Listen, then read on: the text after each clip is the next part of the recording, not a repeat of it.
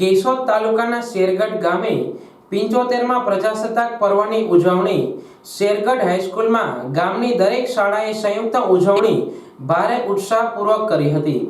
આ તકે ધ્વજવંદન બાદ વિદ્યાર્થી દ્વારા સાંસ્કૃતિક કાર્યક્રમો રજૂ કરવામાં આવ્યા હતા।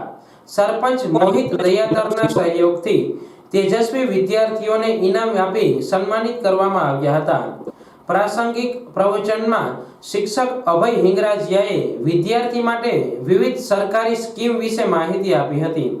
હાઈસ્કૂલના શિક્ષકોએ ખાનગી શાળાના બદલે સ્થાનિક સરકારી શાળામાં અભ્યાસ કરવા વિનંતી કરી હતી।